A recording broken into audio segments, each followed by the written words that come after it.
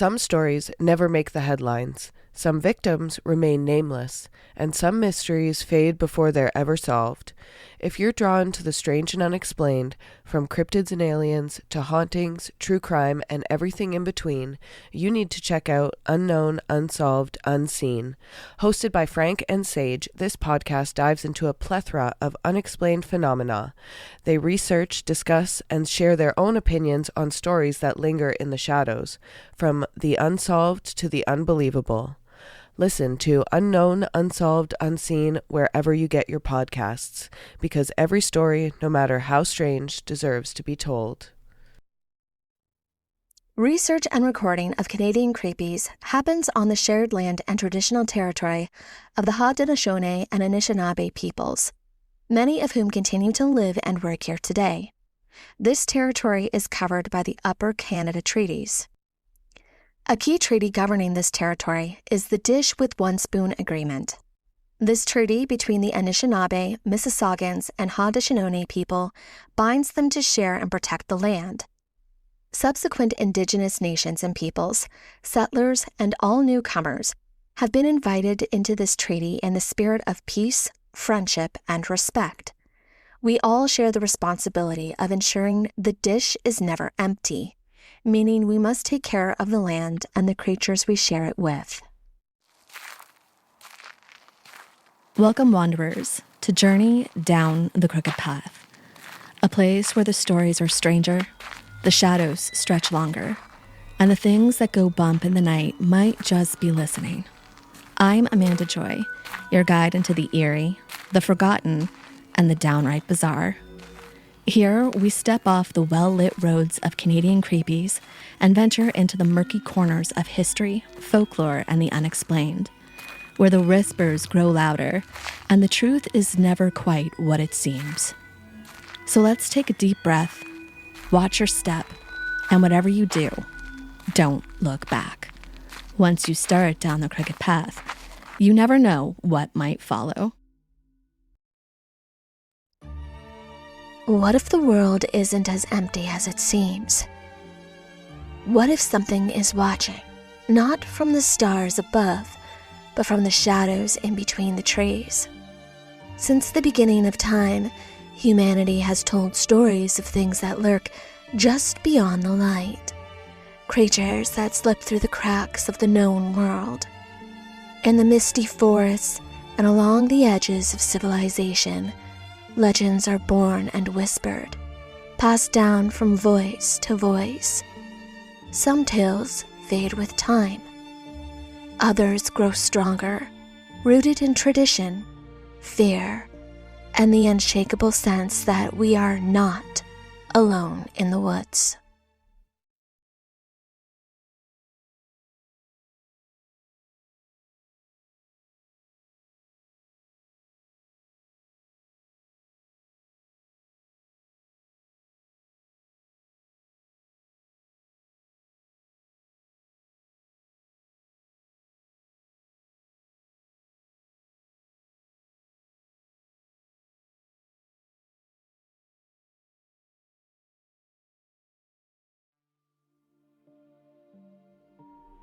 Across generations and cultures, these beings have gone by many names.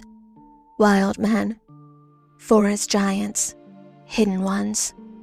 They live in the margins of our maps, showing up in whispered stories, half-seen glances, and footprints left behind in the mud where no human should tread. Despite the occasional photograph, footprint cast, or shaky video, they remain stubbornly elusive. Some say they've been captured, at least momentarily. Others believe they simply are experts at staying hidden, blending into the wilderness with an intelligence we don't yet understand. Whatever you call them, what binds these legends together is this: something's out there, something big, something quiet, and something that has managed to escape the spotlight year after year. Our journey tonight is the encounters of Bigfoot, a creature that has haunted campfires and captivated imaginations for generations. From the dense Pacific Northwest wilderness to the dusty backroads of the South, sightings continue.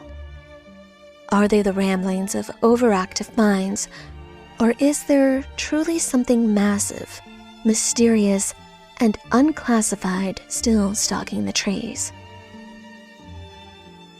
They say where there's smoke, there's fire. But in the case of Bigfoot, where there's fog and pine needles, there's fear. One of the oldest stories tied to the creature doesn't come from late-night talk radio or internet forums. It was recorded by Theodore Roosevelt himself in his 1893 memoir, The Wilderness Hunter. He called it simply The Tale of Bauman. Two frontiersmen, grizzled trappers, ventured deep into the rugged mountain passes of what is now modern-day Montana or Wyoming. It's isolated country with thick forests. No help for miles. They were tough men, familiar with the dangers of the wild. But something in those woods didn't act like any animal that they knew of. From the start, they felt it. A presence. An unnatural stillness after sunset, as though the forest itself was holding its breath. On the first night, while they slept in a crude lean-to, something approached their camp. It didn't attack, not yet, but it rooted through their gear, left strange tracks, and then disappeared into the night. They saw the prints the next morning, huge, bipedal, not quite human, but close. They should have left then, but they didn't. The following night, the creature came closer. This time, it circled the camp, brushing against the trees, snapping twigs, not stealthily, but purposefully, as if it wanted them to know it was there. They barely slept, clutching their rifles beneath their blankets, watching the shadows breathe. When Bauman returned from checking their traps the next afternoon, he found the camp was in ruins, torn apart like a grizzly had raged through it. But that wasn't the worst of it. His partner was dead. Not mauled, torn. His neck was broken, puncture wounds along the torso, blood splattered in strange arcs around the body. But whatever had done this hadn't killed just to eat. It had killed with fury, with intent. Bauman didn't stop to bury him, he just ran. Roosevelt never claimed to believe it was a monster, but he didn't dismiss it either.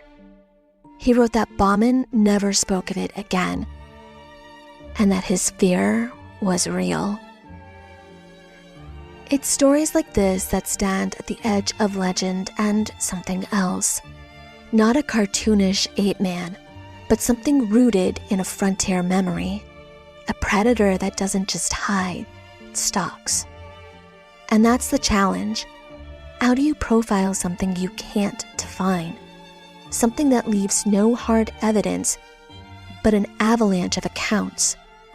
Fear thick enough to taste, and footprints that vanish between the trees. Because whatever this creature is, if it exists, it's not just lurking, it's watching. And if Bauman was right, it knows the difference between prey and intruder. But the story of Bigfoot doesn't begin in the 20th century. It doesn't start with shaky video or plastered casts. It begins much, much earlier in legend, in dream, in the bones of myth itself. In the ancient Mesopotamian epic of Gilgamesh, written over 4,000 years ago, a wild man named Enkidu roams the untamed places of the world. Hair-covered, powerful, closer to beast than man, until he's introduced to language, love, and civilization. Enkidu becomes a friend, a brother to Gilgamesh.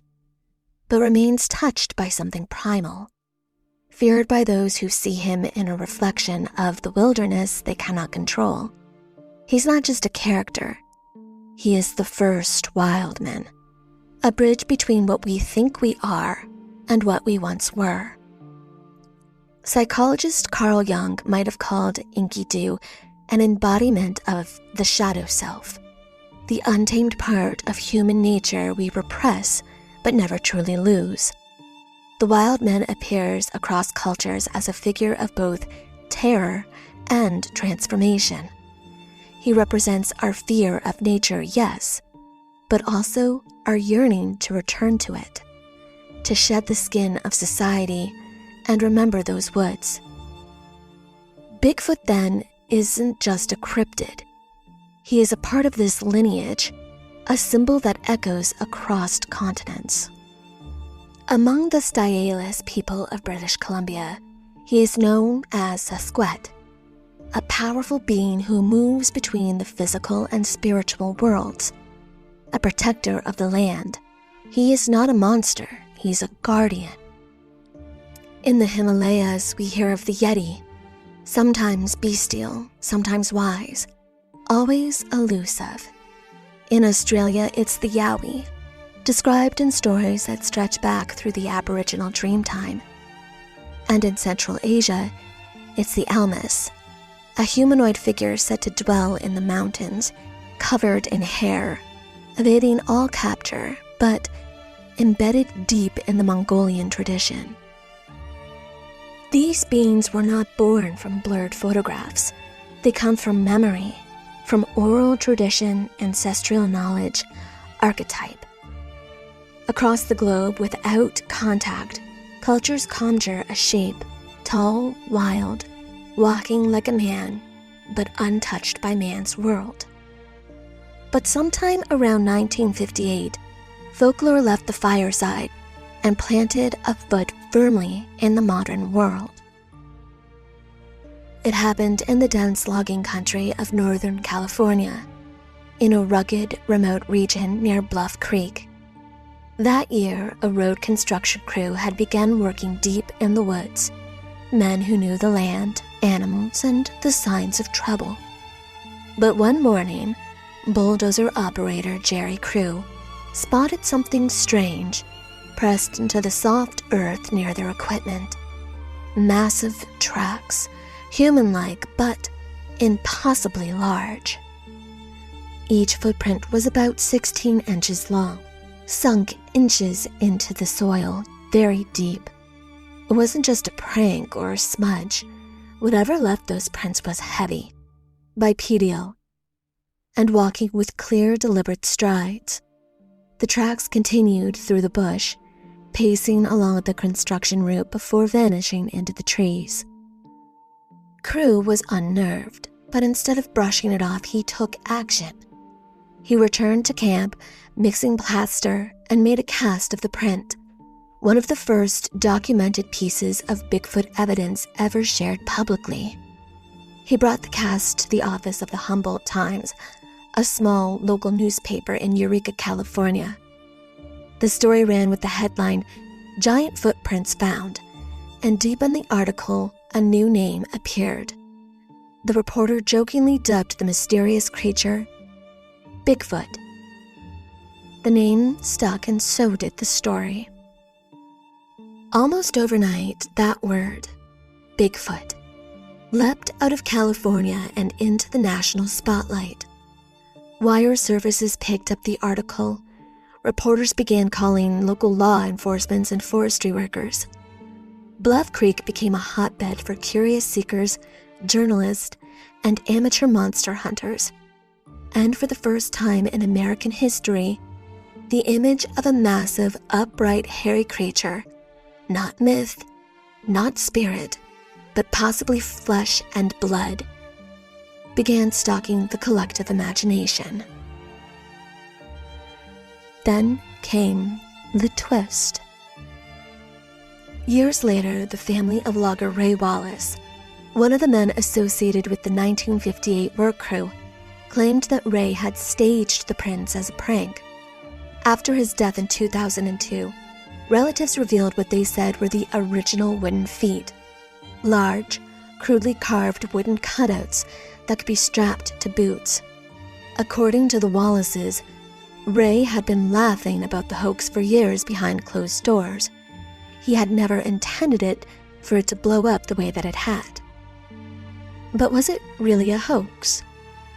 Some skeptics accept the Wallace confession outright, dismissing the entire 1958 incident as a tall tale gone viral. Others, though, remain unconvinced. The depth of the tracks, the gait pattern, the numerous sightings and strange sounds that followed. Could one man, even with oversized wooden feet, orchestrate all of that, including reports of vocalizations and sightings miles from the construction site? Whether or not Ray Wallace faked those tracks, one thing is certain. By the time he confessed, the legend had outgrown him and had become folklore. But not the kind whispered around tribal fires or carved into rock walls. This was folklore in real time, made for flashbulbs and television screens. A new kind of myth, one made from plastered casts and late-night interviews, radio broadcasts, and grainy 8mm films. The name Bigfoot was now etched into pop culture. And in that moment, the wild man archetype, the one who lurked in cave paintings, in sacred oral tradition, in the shadowy woods of the collective unconscious, stepped out of the myth and into the modern wilderness. Not vanished, not forgotten, just renamed. And the footprints? They kept coming. It was October 20th, 1967, nearly a decade after Jerry Crew's footprints, and once again, the mystery returned to Bluff Creek. This time, it wasn't a cast or photograph. It was film. Amateur filmmakers and rodeo men Roger Patterson and Bob Gimlin were on horseback combing through the dense wilderness of Northern California with a borrowed 16mm camera. Patterson, a self-described Bigfoot enthusiast, had read the accounts, seen the tracks, and wanted proof. And then, according to their story, they got it. The creature appeared near a sandbar about 25 feet away.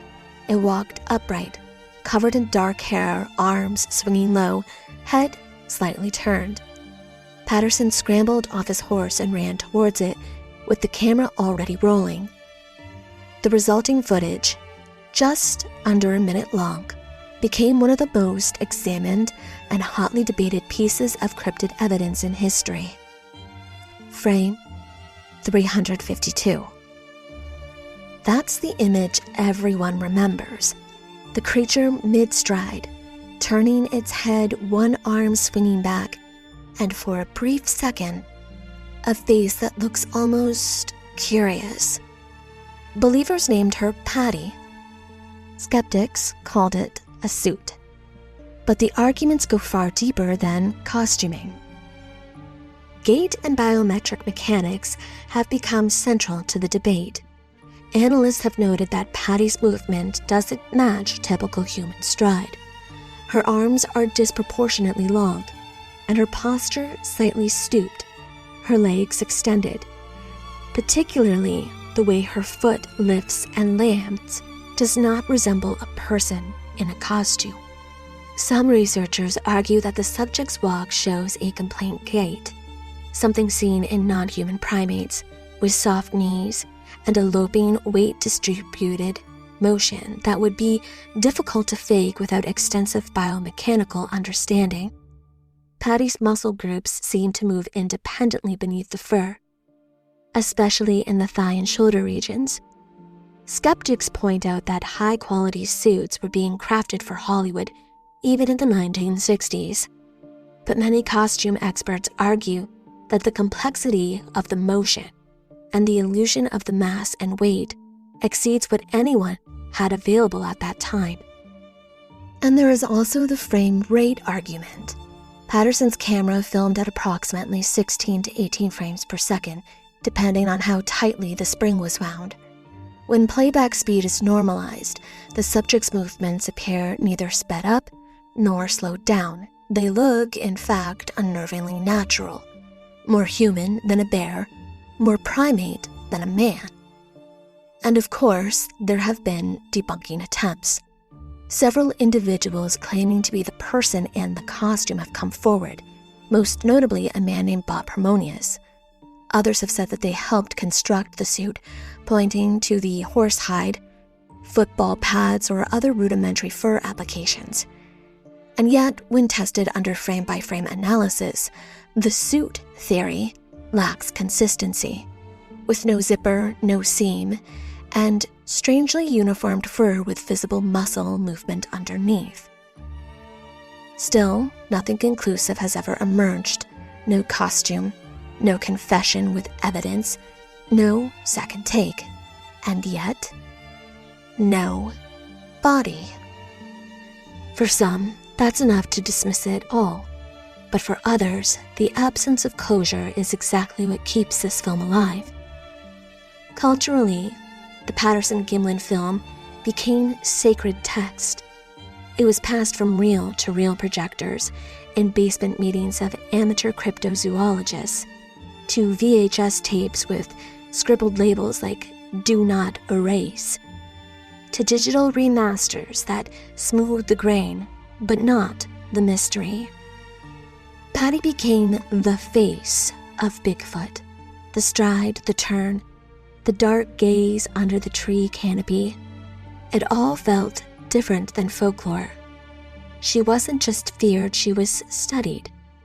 And the most striking of all, she didn't run.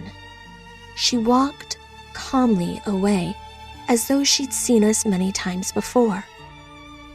Whether hoax or history, the Patterson-Gimlin film marks the moment that modern Bigfoot stepped not just out of the shadows, but straight into legend. Not a whisper, not a track, but an image you can't quite forget. And ever since, every blurry frame, every reported sighting, every plaster cast in the woods has been measured against one thing: the figure that walked past a California sandbar in 1967 and looked straight into the lens. There is a place along the southern edge of Mount St. Helens where the trees seem to lean in a little closer than they should. The winds are still, the rocks echo strangely, and old hunters speak of nights when the forest turns hostile, like it's waiting for something to return. It was 1924, and Fred Beck and 4 fellow miners had set up camp near the edge of a deep ravine in southwest Washington, a jagged cut in the wilderness that would later be known as Ape Canyon. They were prospecting for gold, half a day's ride from Mount St. Helens, when odd things started to happen. Strange cries echoed through the trees at night, not wolf, not coyote, and certainly not human. Rocks were hurled into the canyon from high above, and one morning, Beck claimed that they spotted a creature standing upright on the ridge, tall, hairy, and watching them. It was in that moment, Beck said, when instinct overrode doubt. One of the creatures was perched high on the canyon wall, watching them in daylight. It wasn't just curiosity in its stance, it was awareness. And Beck, driven by some mix of fear and frontier logic, raised his rifle and fired. The figure tumbled back from the ridge and vanished into the brush below. But they didn't go down to check. That night, the forest answered. It began with silence, the kind that makes your ears strain and your heart crawl upward into your chest. Then came the stones, heavy ones, slamming against the roof of the cabin, thudding into the walls. Something moved through the trees with alarming speed, circling, testing. Clawed fingers scraped along the logs, shadows flitted from the slats.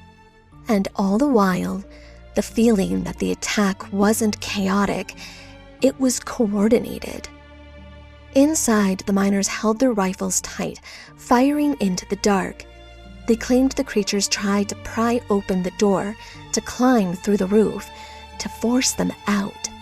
Hours passed like this, a siege under the stars, until the dawn began to break. Only then did the barrage stop, and the forest exhaled. When Beck and the others emerged, shaken but alive, there were no bodies. No sign of the creatures he'd shot, just shattered rocks, claw marks, and prints too large to make sense of. They packed up what they could and they left the site behind. But the cannon would never leave them. Beck would later call them mountain devils. Skeptics suggested mass hysteria, perhaps a case of misidentifying a known wildlife. Fred Beck stood by his story until his death. This is where Paul Freeman comes in. A U.S. Forest Service patrolman in Washington's Blue Mountains, Freeman was methodical, quiet, and not given to exaggeration. In 1982, he stumbled upon a set of deep, wide tracks in the Walla Walla region. But these weren't just footprints. They included dermal ridges, visible toe definition, a step pattern that suggested something massive, bipedal, and unusually heavy. He returned again and again, finding new tracks, sometimes fresh, sometimes half-washed by rain. One sequence appeared to show a large adult moving beside a smaller one, possibly evidence of a juvenile. For decades, Freeman's casts were studied by researchers and mocked by skeptics. Some called him a hoaxer. Others, including trained primatologists, said that the prints showed ridge flow and foot anatomy not easily fabricated. Then, in 1994, Freeman captured footage.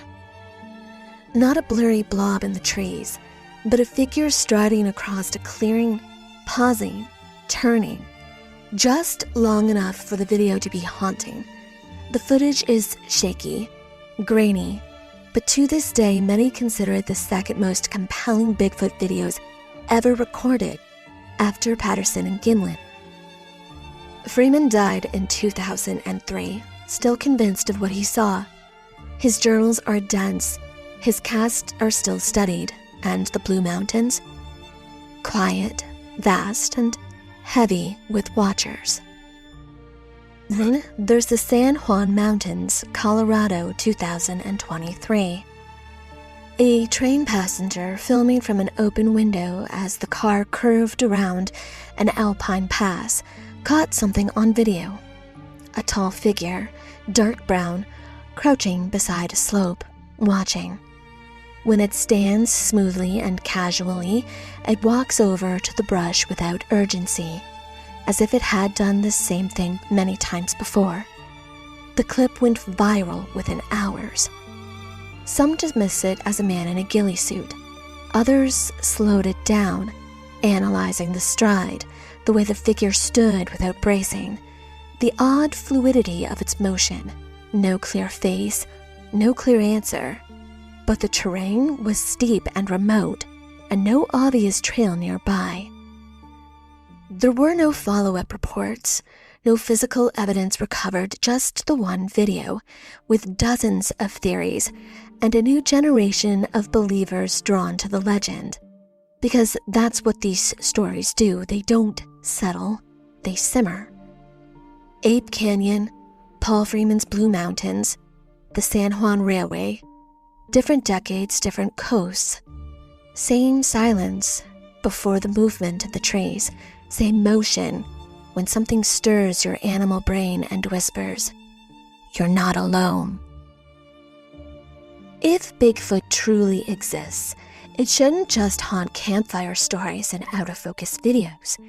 It should leave behind the hallmarks of biology, skin, hair, bones, blood, and yet, after decades of sightings, casts, and speculations, we are still left with the same persistent question. Where's the body?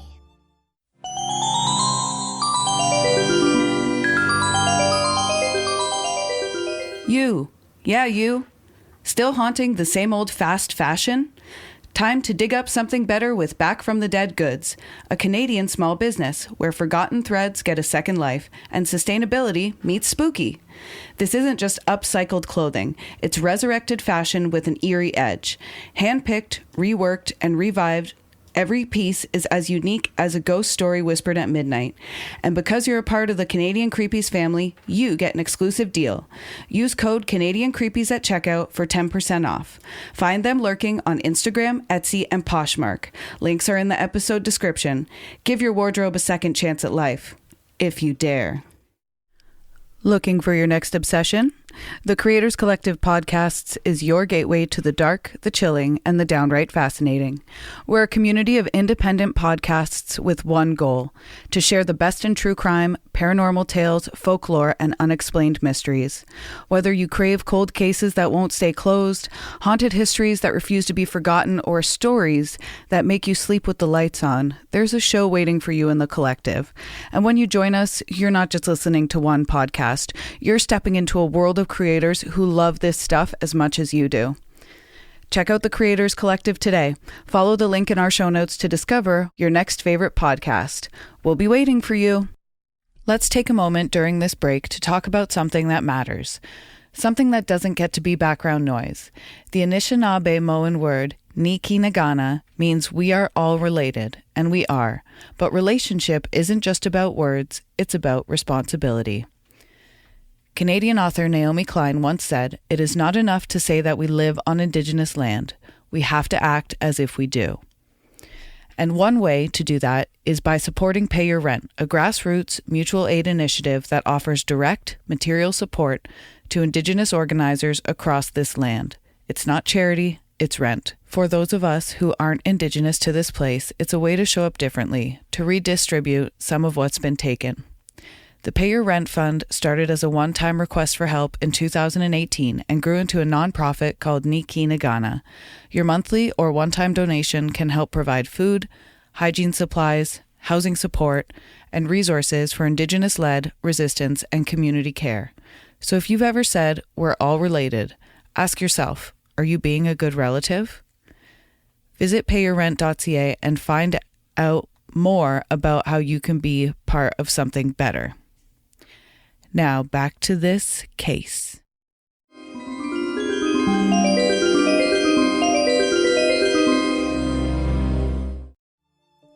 For believers, the answer might lie in the past, deep in evolutionary history. One of the most compelling scientific theory proposes that Bigfoot is a surviving branch of a prehistoric primate known as Gigantopithecus blacki, a massive ape that lived in Southeast Asia hundreds of thousands of years ago. Based on fossilized jawbones and teeth, Gigantopithecus is likely 8 to 10 feet tall and weighed up to 1,000 pounds, making it the largest known ape that ever lived. Could it, or a closely related species, have crossed a prehistoric land bridge to North America and survived in secret? In theory, yes. The idea is tantalizing. A nocturnal, elusive primate, highly intelligent with behaviors that keep it one step ahead of detection. But here's the problem. We only have fossil evidence from Asia, no confirmation bones or artifacts from the Americas.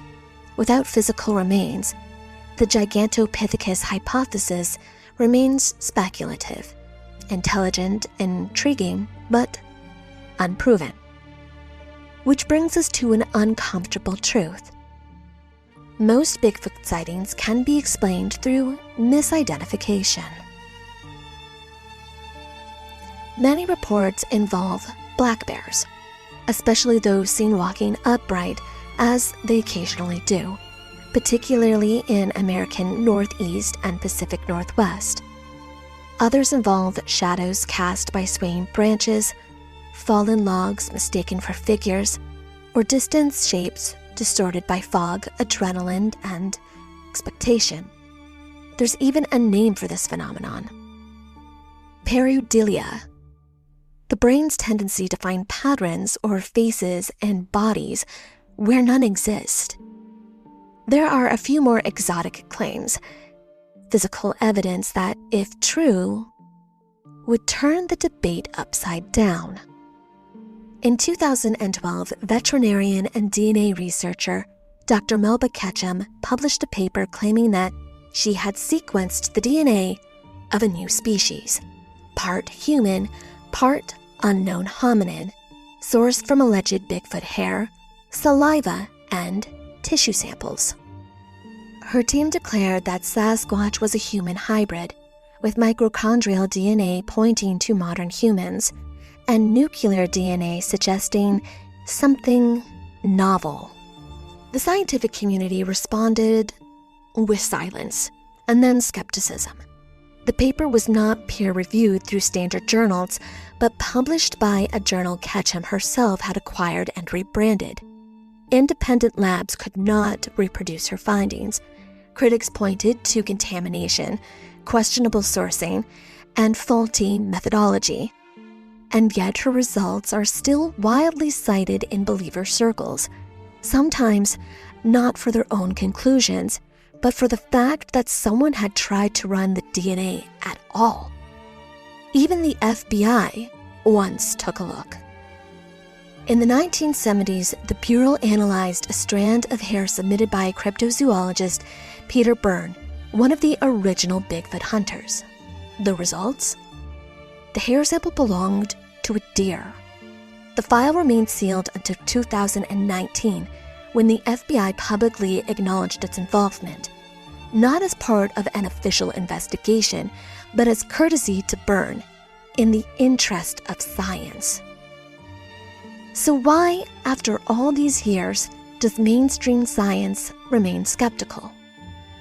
Because science relies on repetition, on physical evidence that can be observed, measured, and reproduced, and Bigfoot, elusive as ever, leaves behind no bones, no bodies, no verified feces, nests, or tools, no breeding population, no fossil record in North America to suggest that it was ever even here.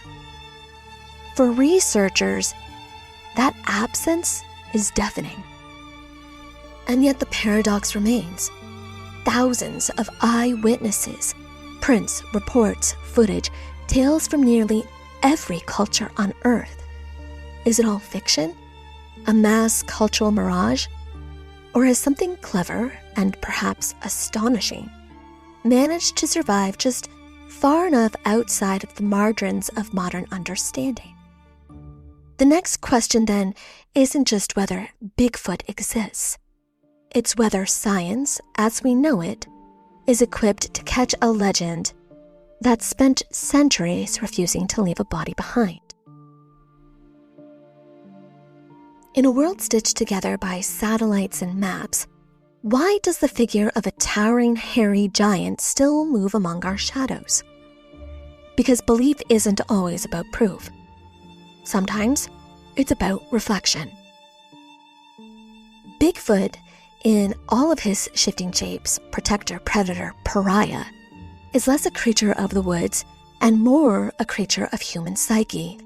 He stands just beyond the firelight, not because we're afraid to look closer, but because some part of us wants him to be there. He is the protector of untouched lands, a silent witness to what the forests once were, before roads split them open and machines chewed them to stumps.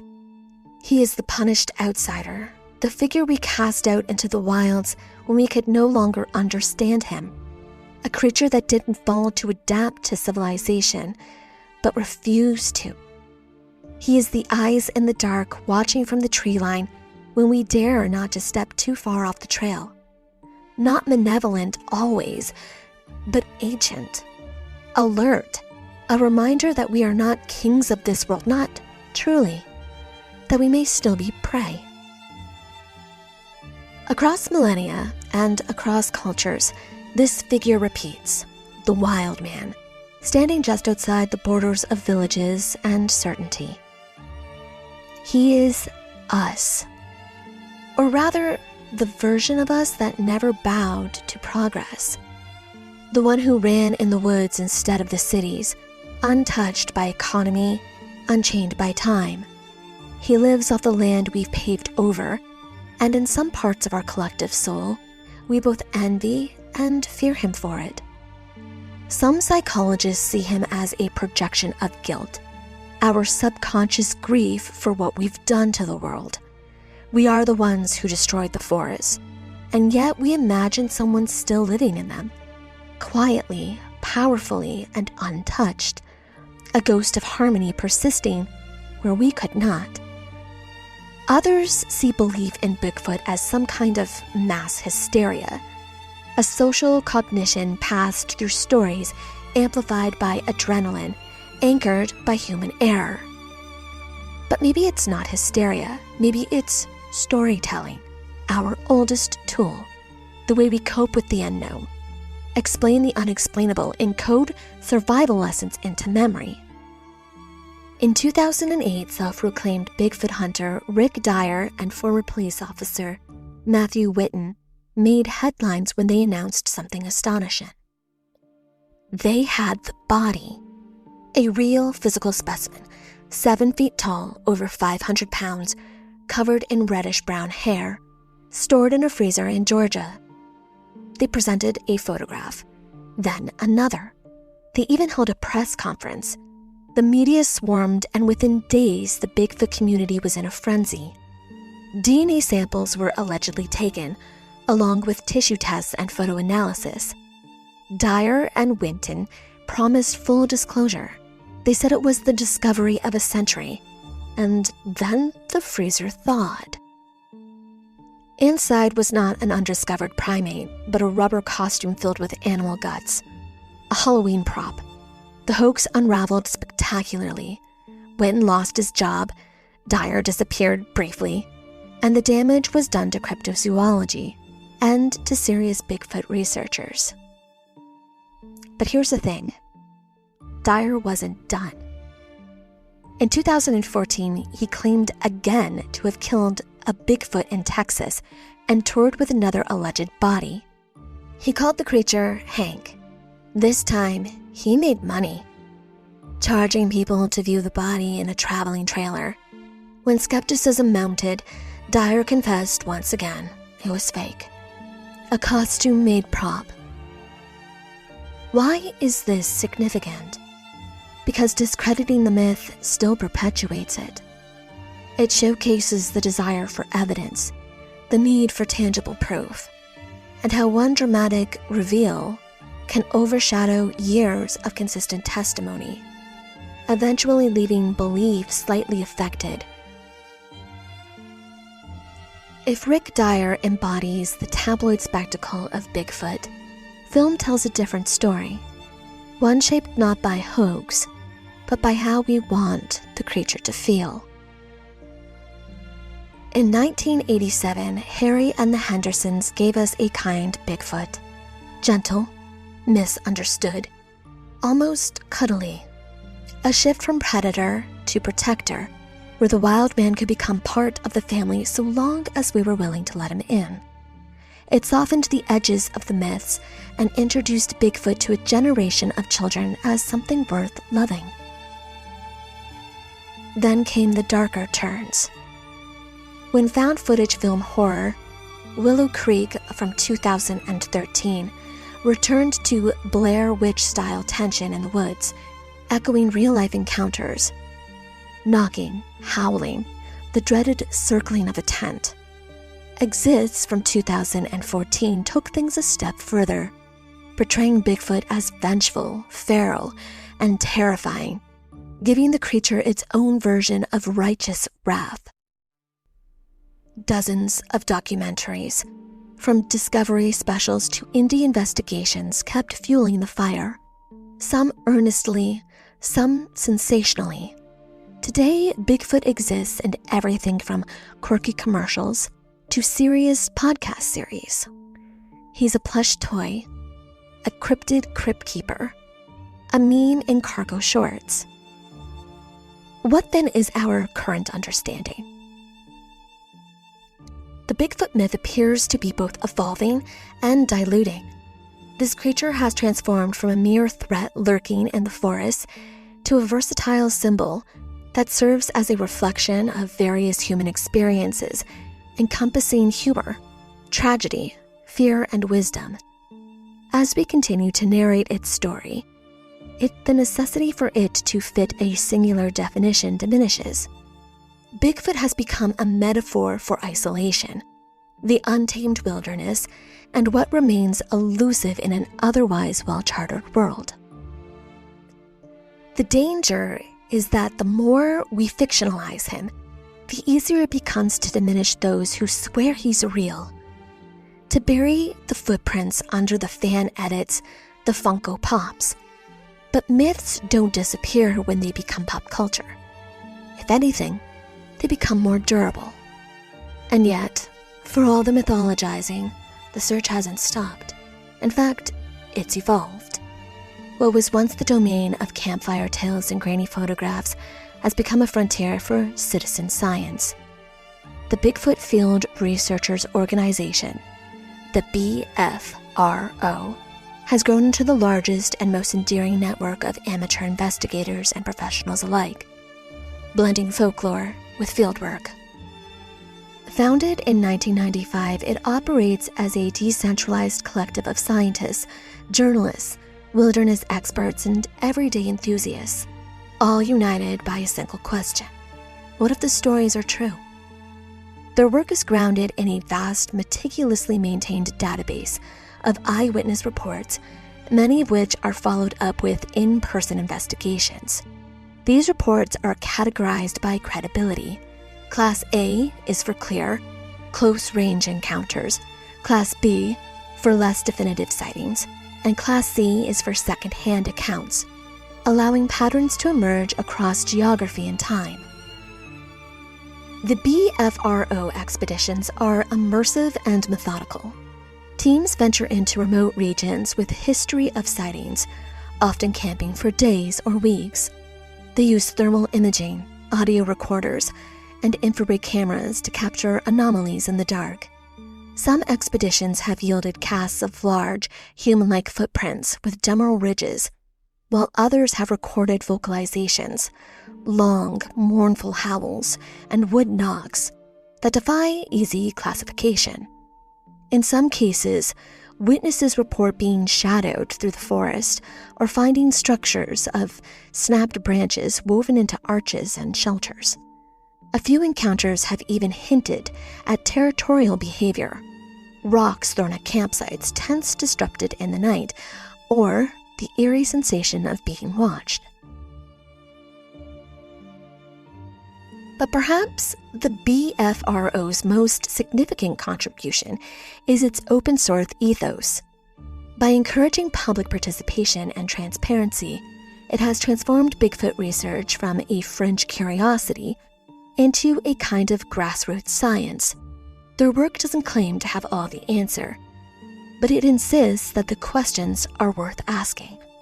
Drones have become the new eyes in the sky, quiet, persistent, and capable of scanning vast, inaccessible terrain. Outfitted with thermal imaging cameras, they can detect heat signatures in dense forests, even in total darkness. Some expeditions have captured fleeting, unexplained figures, tall, bipedal, and moving with uncanny speed. Others have recorded sounds that mimic human speech but don't quite match any known language. These tools don't just collect data, they challenge the narrative. They force us to ask whether the line between myth and biology is as clear as we once believed. Because if Bigfoot is out there, it's not just a relic of ancient fears. It's a creature that has adapted to our surveillance and our technology. And if it isn't, then what are we seeing? And what are we hearing? The U.S. government has, at times, shown quiet curiosity when it comes to Bigfoot. In 1976, the FBI unexpectedly analyzed hair and tissue samples submitted by prominent researchers. The results came back as deer, but the mere fact that the FBI opened a formal inquiry and archived it until it was declassified decades later, has raised some eyebrows. This wasn't the only official acknowledgement. In 1975, the U.S. Army Corps of Engineers published a Washington State atlas that included a full-page entry on Sasquatch, complete with population range maps and notes on possible habitat. The entry was reviewed and approved by state and federal agencies before publication. It was treated as a working biological possibility, not dismissed as fantasy. Far from government offices and lab reports are darker, more ambiguous zones, places like Area X. Nestled deep in the Washita Mountains of Oklahoma, this site has been studied for over 2 decades by the North American Wood Ape Conservancy. Though not officially affiliated with any branch of the government, its remoteness, controlled access, and the secrecy of its expeditions have earned it a reputation.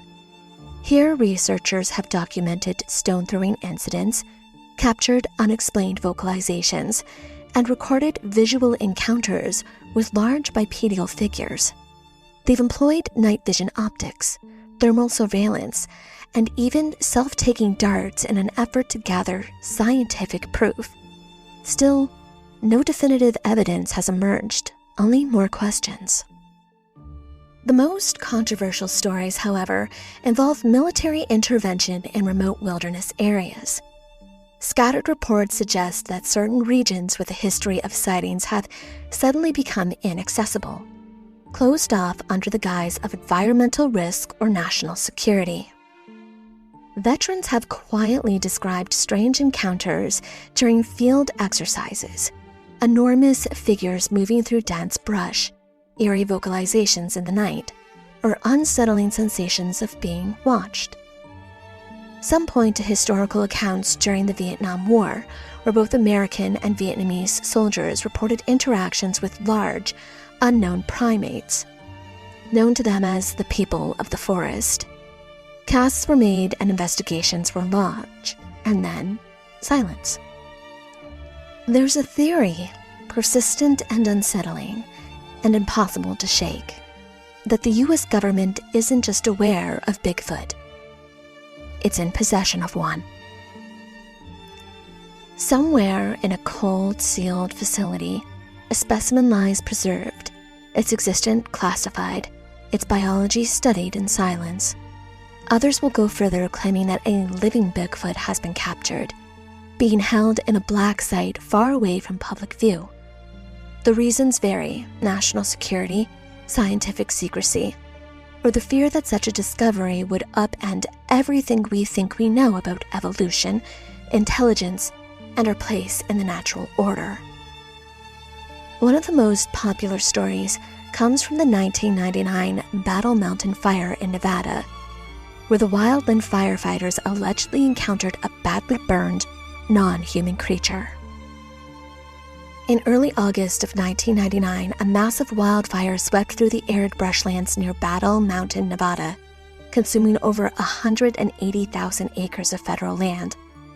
It was one of the largest fires in the region that year, and it drew hundreds of personnel from the Bureau of Land Management, the U.S. Fish and Wildlife Service, and the Department of the Interior. Among them was an anonymous government employee, trained in the emergency medical response, who would later report something extraordinary. According to his accounts, during the height of the blaze, firefighters spotted a wounded creature moving on all fours through the smoke. At first, it was mistaken for a bear, but as it drew closer, its form became clearer. Approximately 7.5 feet tall, covered in brownish hair, with long, human-like limbs and a face that was neither fully ape nor fully human. It was badly burned. 2nd and 3rd degree burns covered nearly half of its bodies, including its hands, feet, and torso. The creature didn't resist. In fact, it appeared to understand that the humans were trying to help. It was tranquilized, then treated on-site by a veterinary and medical doctor. Witnesses described it as responsive to touch, especially from a young Native American woman who gently comforted it. It made low vocalizations, moans, grumbles, but no recognizable language. Its odor was described as musky. Its hands had opposable thumbs, and its eyes were expressive, tracking movement and showing what some would describe as pain, fear, and awareness. Within hours, the situation escalated. A utility truck, not an ambulance, arrived to transport the creature, likely to avoid drawing attention. Around 20 to 25 people were present during the incident, all of whom reportedly were ordered to remain silent. No official records were filed, no press release. The creature was taken away and the fire continued to burn. Witnesses who later contacted the BFRO under strict anonymity expressed deep concern, not just for the creature's well-being, but for the cover-up he believed he was unfolding. He feared that the being would be studied in secret or worse, disposed of. He described the experience as something that shattered his understanding of the natural world. To this day, no official agency has ever acknowledged this event. From the forests of the Pacific Northwest to scorched forests and fields in Battle Mountain, the footprints of Bigfoot, real or imagined, have wandered deep into our collective curiosity. Each story, each sighting, each whispered encounter seems to raise more questions than answers. Are we simply chasing shadows in the woods, or unraveling a truth too wild for polite society to accept? What compels governments to hush up incidents like Battle Mountain? And why do those who search often find themselves dismissed or discredited? Maybe the greatest mystery isn't whether Bigfoot exists, but why the stories keep resurfacing, evolving, refusing to die. This is Amanda Joy, signing off from Down the Crooked Path. Keep questioning, keep exploring, and let the paradoxes of our world light your way forward. Until next time.